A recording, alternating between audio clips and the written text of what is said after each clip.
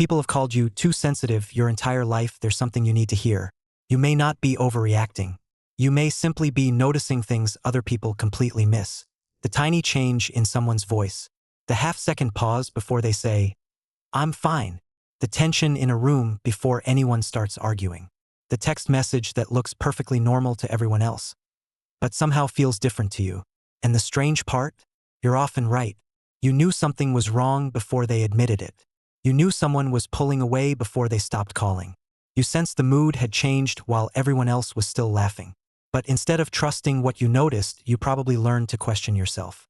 Maybe I'm reading too much into it. Maybe I'm being dramatic. Maybe I need to stop taking everything so personally, because that's what people kept telling you. You're too sensitive. You think too much. You take things too seriously. You need thicker skin. And when you hear those things enough times, something happens. You stop seeing sensitivity as information and start seeing it as a flaw. You begin apologizing for noticing things. You pretend something doesn't bother you when it does. You stay in loud places when your body is begging you to leave. You ignore your instincts because everyone around you seems completely fine. And eventually, you start asking a painful question. Why can't I just be normal? But maybe that's the wrong question. Because what if the problem isn't that you feel too much? What if you process more? There's a psychological trait known as sensory processing sensitivity. People who score highly on this trait are often referred to as highly sensitive people or HSPs. And despite how the word sensitive sounds, this isn't simply about crying easily or getting your feelings hurt. It's much more interesting than that. It describes a tendency to process experiences, deeply notice subtle stimuli, react strongly to emotional experiences, and become overwhelmed more easily when there's simply too much information coming in at once. Think about it like this. Imagine two people walking into the same coffee shop. One person walks in and thinks, "Cool, coffee." You walk in, and your brain may notice the music, the brightness of the lights, the smell coming from the kitchen, the couple arguing quietly in the corner, the employee whose smile doesn't quite reach their eyes, the chair scraping against the floor behind you, the person staring at their phone who suddenly looks upset. Nobody told you to notice any of that. Your brain just did. And that's the part people often misunderstand about sensitivity. You aren't necessarily choosing to pay attention to more information. Sometimes, more information is simply getting through. Now imagine living like that all day. At work, you notice your boss's tone change. During dinner, you notice your partner suddenly becoming quieter. In a group conversation, you notice when someone gets interrupted and pretends it didn't bother them. You send somebody a message and immediately notice that their reply is shorter than usual. Then your brain starts processing it. Was that intentional? Are they upset? Did I say something? Is something happening that I don't know about? And this is where sensitivity can become exhausting, because noticing more doesn't automatically mean understanding everything correctly. That's incredibly important. Sensitivity gives you more signals. It doesn't make every interpretation of those signals true. You might correctly notice that someone's tone changed, but incorrectly assume it changed because of you. You might correctly sense tension in the room, but misunderstand where that tension came from. That's why highly sensitive people can sometimes have an unusual combination: remarkable perception and terrible self-doubt. You notice something everyone else misses. Then everyone else tells you nothing happened. So you start arguing with your own perception. And if you've done that for years, you may have developed a habit of constantly asking, "Am I imagining this?" That's one of the most exhausting parts of being highly sensitive. It isn't just experiencing the world intensely. It's experiencing something intensely and then wondering whether you're allowed to trust yourself. But the rest get talked about nearly enough, because the same mind that notices discomfort can notice beauty. The same person who hears irritation in someone's voice can also hear vulnerability underneath it. The same brain that gets overwhelmed by chaotic environments can notice tiny details that make a piece of art, a conversation, a design, or an idea extraordinary. And once you understand that, sensitivity starts looking very different. Maybe the goal was never to become less sensitive. Maybe the goal is learning how to use sensitivity without letting sensitivity use you, because a high-resolution sensor can be incredibly valuable. But there's a catch. High-resolution sensors overload faster. And that's where the real story begins. And this is the part nobody tells you. Noticing more has a cost. Imagine your brain is a computer. Most people have 10 tabs open. You have 47. Someone is talking to you. Music is playing in the background. A notification flashes on your phone. Someone nearby keeps clicking a pen. The lights are slightly too bright. You can smell somebody's perfume from across the room. And while all of that is happening, you're talking to suddenly change their tone. Your brain isn't processing one conversation. It's processing the entire environment. So when you leave a party after 2 hours and feel completely drained, you might think, what's wrong with me? Everyone else is still having fun. Why do I suddenly want to go home? Turn off every light, put my phone on Do Not Disturb, and talk to absolutely nobody. But that reaction makes a lot more sense when you understand what's happening. Your system may simply have reached its limit. Not emotionally, informationally, there's too much coming in. And highly sensitive people often make the situation worse because they don't give themselves permission to leave. They stay another hour. They keep smiling. They keep listening. They keep absorbing everybody else's energy because they don't want to seem rude or antisocial or difficult. So instead of protecting themselves from overstimulation, they force themselves to tolerate it. And then they pay for it later. Maybe you know exactly what this feels like. You finally get home. You close the door. And suddenly, silence feels incredible. You don't want another conversation. You don't want another notification. You don't even necessarily want entertainment. You just want nobody to need anything from you. And sometimes people misunderstand that. Your partner might ask, "Are you mad at me?" Your friends might think you're withdrawing. Your family might say, "You always disappear." But sometimes you aren't disappearing because you hate people. You've spent the entire day processing people. There's a difference. And it isn't only noise or crowds. Emotional environments can be just as exhausting. If two people are arguing near you, you might feel tension in your own body even though the argument has nothing to do with you. If a coworker walks into the office angry, you may sense it before they say anything.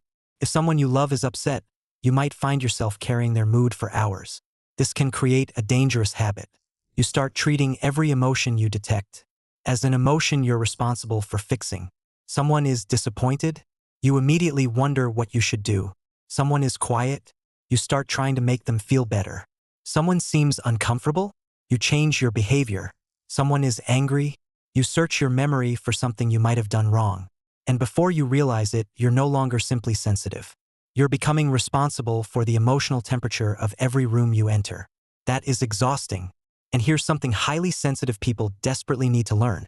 Just because you can feel something doesn't mean that emotion belongs to you. Read that again mentally. You can notice someone's disappointment without fixing it. You can recognize someone's anger without absorbing it. You can understand someone's sadness without carrying it home.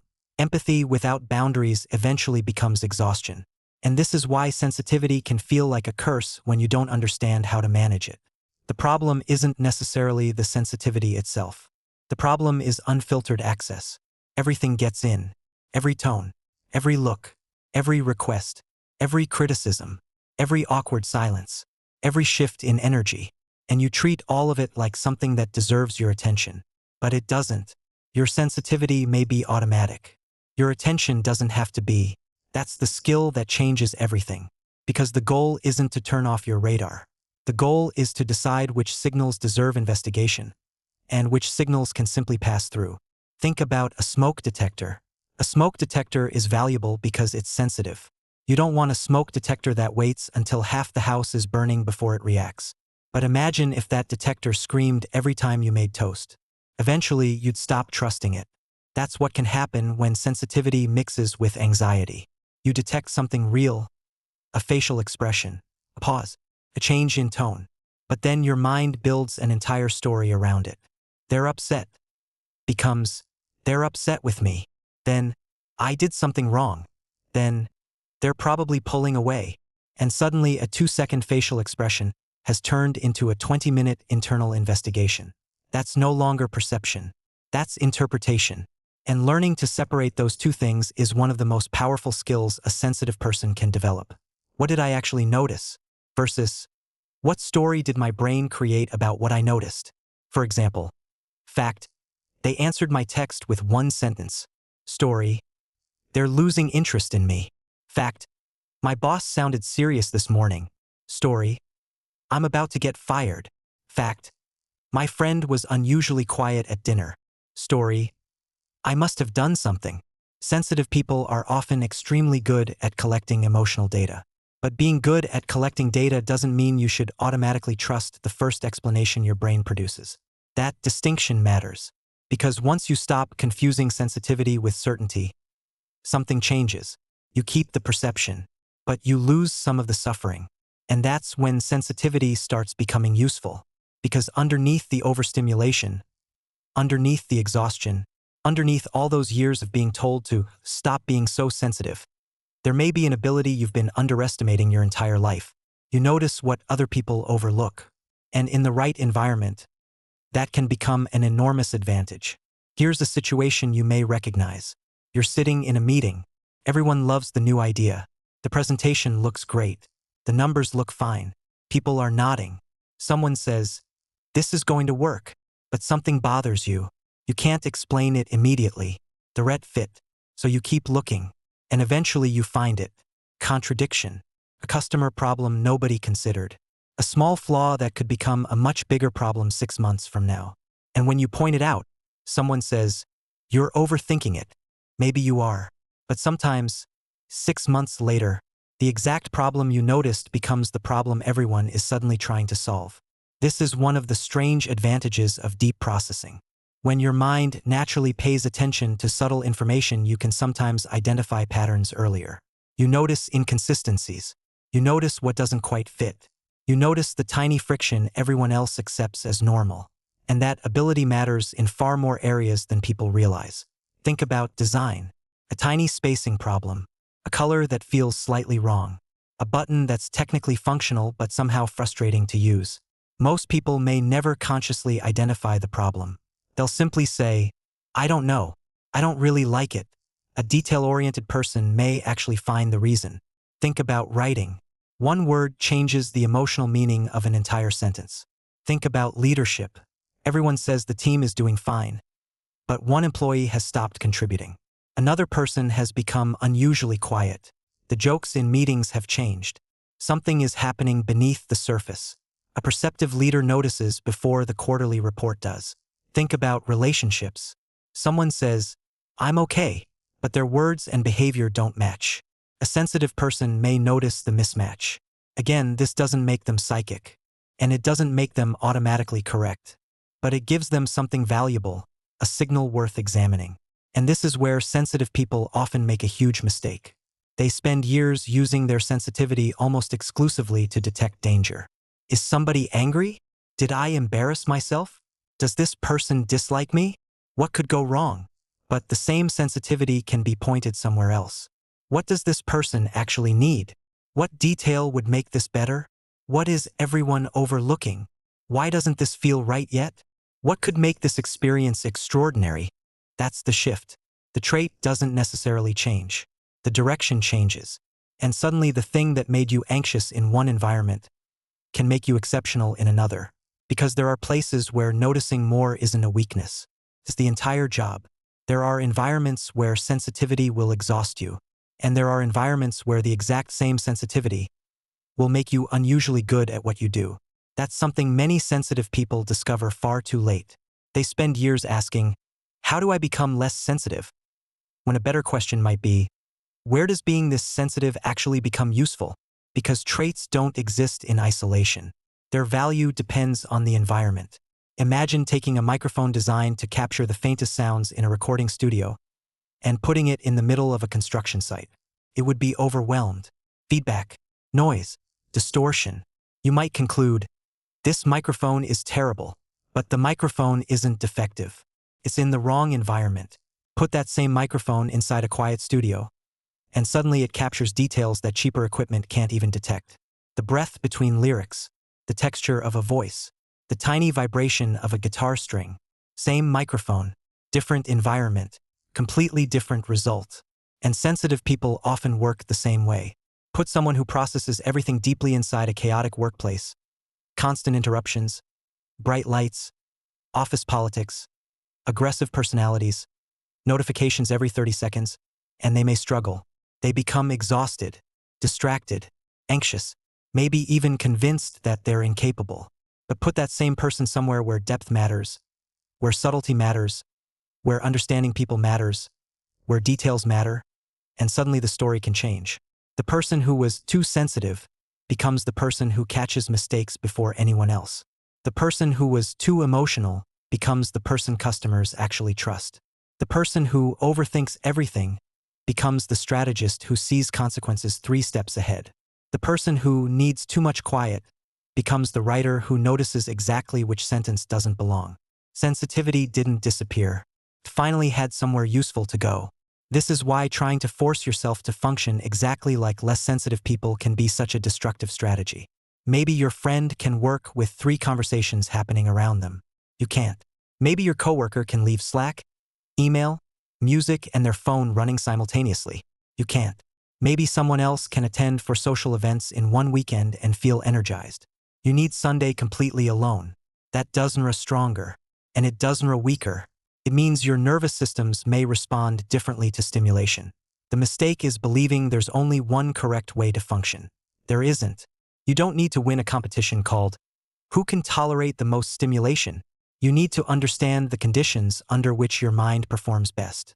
And that requires something sensitive people are often surprisingly bad at: setting boundaries. Because here's the irony. People who notice other people's emotions easily often become extremely afraid of disappointing them. You know exactly when someone is uncomfortable. You notice the hesitation when they ask you for a favor. You hear the disappointment when you say no. So what happens? You say yes. Even when you're exhausted, you stay. Even when you want to leave, you answer the phone. Even when you desperately need silence, you listen to someone's problems for 2 hours, while your own emotional battery is flashing red. And afterward, you wonder why you're burned out. But sensitivity without boundaries becomes self-abandonment. Your ability to understand someone's feelings does not create an obligation to manage those feelings. That's worth repeating. Understanding someone does not make you responsible for them. Someone can be disappointed that you said no, and your answer can still be no. Someone can misunderstand your need for space, and you can still take space.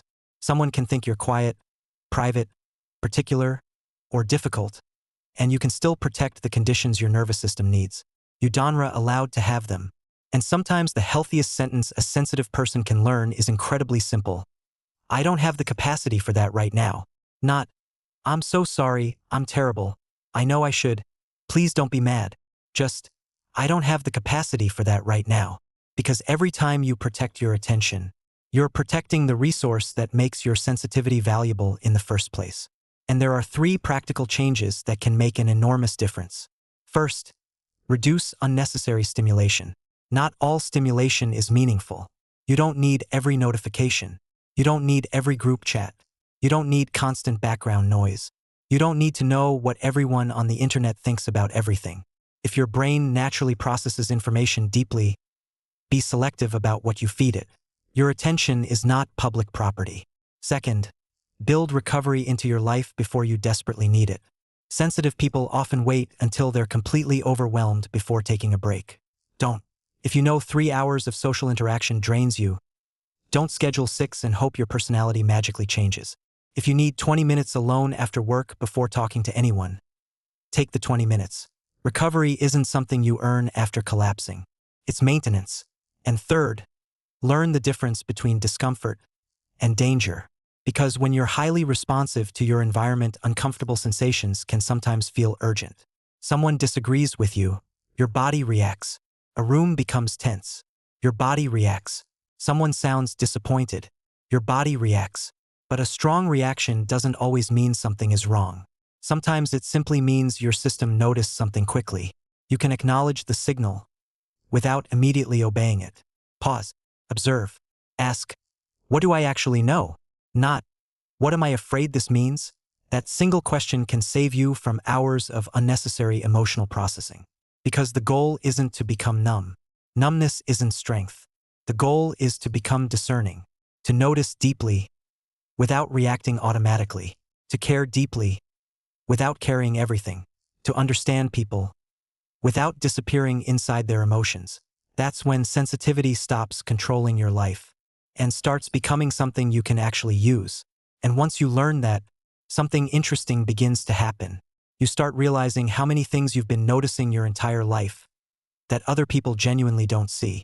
Not because you're better than them, Not because they're stupid, but because attention works differently from person to person. You may be the person who notices that someone at dinner hasn't spoken for 20 minutes. The person who remembers the tiny detail someone mentioned 3 months ago. The person who can immediately tell when the mood of a room changes. The person who spends an extra hour adjusting something because it's just not right yet. For years, that may have annoyed you. Why can't I just let things go? Why do I care about details nobody else notices? Why does everything affect me so much? But those questions assume that the goal is to experience less. What if the better goal is learning what deserves that depth? Because your sensitivity is expensive, costs attention, energy, time, emotion, so stop spending it everywhere. Not every comment deserves analysis. Not every person's mood deserves investigation. Not every criticism deserves a place in your identity. Not every relationship deserves unlimited access to you. And definitely not every problem deserves 3 hours inside your head. Your sensitivity becomes powerful when you become selective about where you point it. Put it into your work, your art, your relationships with people who reciprocate, your ability to listen, your ability to create, your ability to notice what's missing, your ability to make something just a little better than it was yesterday. Because sometimes, the difference between ordinary and exceptional isn't some enormous flash of genius. Sometimes it's simply noticing the detail everyone else walked past, and caring enough to do something about it. So maybe the question you need to stop asking is, how do I become less sensitive? Because think about what you're actually asking.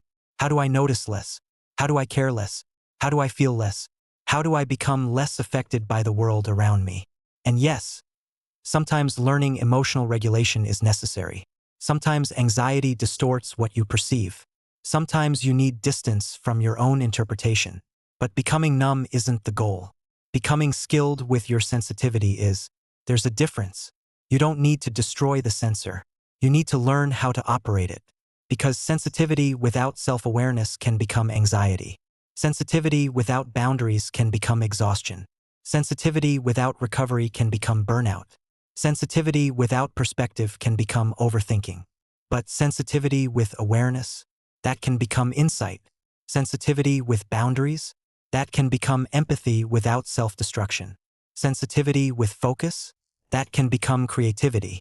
Sensitivity with confidence, that can become intuition you know how to question without automatically dismissing it. And maybe that's been missing. You were taught how to suppress your sensitivity, but nobody taught you how to manage it. So you spent years trying to perform like people who process the world differently. You forced yourself to stay in environments that exhausted you. You tolerated relationships that constantly overwhelmed you. You ignored your need for quiet because you thought needing space made you antisocial. You stopped trusting your observations because somebody told you you're reading too much into it, and maybe sometimes they were right, but sometimes you noticed something before they did. The maturity isn't in believing every feeling you have, and it isn't in ignoring every feeling either. It's learning to say, I noticed something. Let me understand it before I react. That is a completely different way of living. You don't immediately suppress the signal. You don't immediately obey it. You investigate it. That's emotional intelligence. And for a highly sensitive person, it can be life-changing. Because eventually you realize your sensitivity was never asking you to become smaller. It was asking you to become more selective. Selective about your environment. Selective about your relationships. Selective about what deserves your attention. Selective about whose emotions you're willing to carry. Selective about where you invest the depth of your mind. And when you become selective, you stop wasting an extraordinary amount of energy on things that were never yours to solve. So if you've spent your life hearing, you're too sensitive, you take everything personally, you think too much, why can't you just let it go? I want you to consider something. Maybe you've spent years trying to fix a part of yourself that never needed to be erased. Maybe you didn't need thicker skin. Maybe you needed stronger boundaries. Maybe you didn't need to stop noticing. Maybe you needed to stop assuming everything you noticed was your responsibility. Maybe you didn't need to care less. Maybe you needed to become more careful about what you cared about. Because yes, feeling deeply can hurt. You may notice rejection faster. Conflict may stay with you longer. Cruel words may cut deeper. Crowded rooms may drain you. And sometimes, You'll probably wish you could turn all of it off. But don't forget the other side. The person who feels pain deeply can also experience beauty deeply. You notice the song everyone else treats as background noise, the expression on someone's face when they finally feel understood, the quiet moment after a long conversation, the tiny detail that transforms something good into something unforgettable.